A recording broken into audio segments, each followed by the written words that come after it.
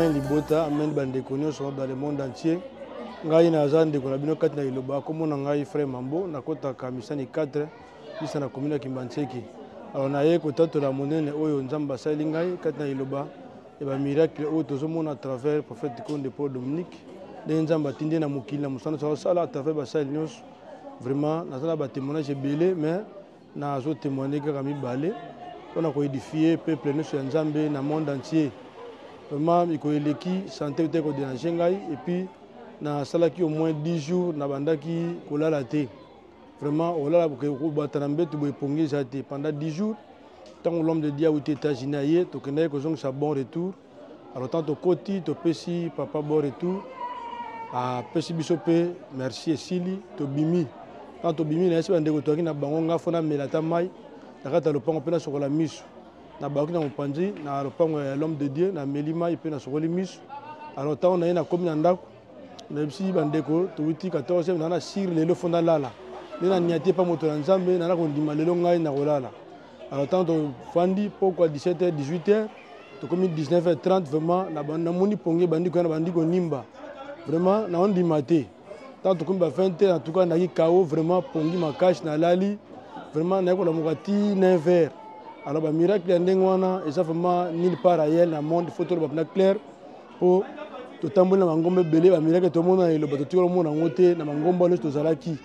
soki le bezaki ki Nzambe te ke biso ba oto ko zala te to ti lelo boye vraiment to simbi bana peut to vivre c'est grâce ya église de Nzambe à travers l'homme de Dieu ndenga ye nango vraiment to zo bika vraiment kino lelo depuis jour wana ti le pongi na ngai ezonga normal vraiment na koma kolala normal. Alors deuxième témoignage ya ngai eza boye ikoeleki na lali na butu na moni na molimo kola zo la Shanghai pendant que na pongi kola zo la Shanghai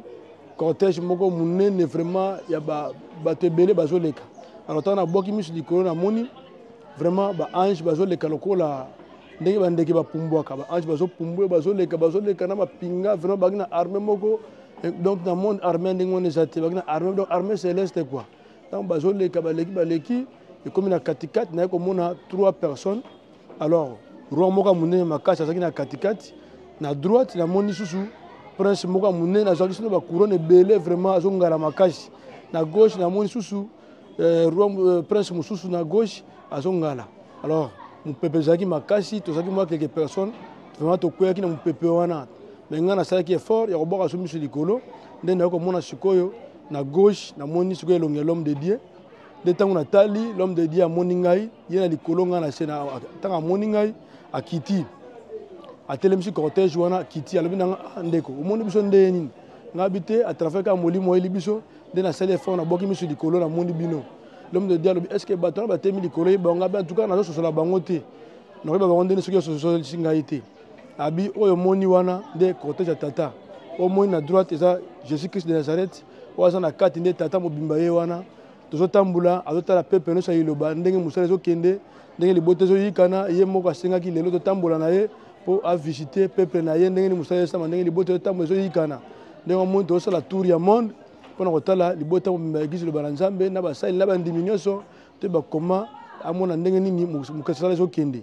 vraiment na tozaki na sengo mingi l'homme de Dieu pesinga lipambo bon ça va juste continuer musana tata oyo moni vraiment yebisana bandeko na yo Iloba oyo eza ya Nzambe eza ya ngai te eza pe ya mutu te wuti likole pa na tata nde oyo moni wana katikati tata ye wana tozotambula cortège so moni wana nde mapinga na ye céleste oyo atambulaka nango mbala moko l'homme de Dieu azongi lokola fusée likolo ti esika na azalaki bakontinue mobembo na bango baange babandi koleka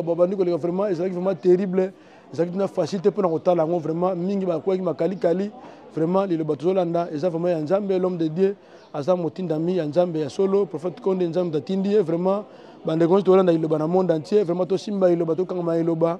vraiment un jour tout le monde a bokonza likolo à travers l'homme de Dieu vraiment exercer sengo mingi tokufa biloko ya mokili te oyo Nzambe azopesa biso ça suffit ekoki wana oyo akobakisa biso mpe problème ya te mais tokangama Liloba na mosuni mpe na molimo ezala malamu un jour tout le monde a bokonza likolo. Merci beaucoup na bandeko nyonso na monde entier wana na Liloba courage toujours vraiment na tondi bino botondi merci beaucoup.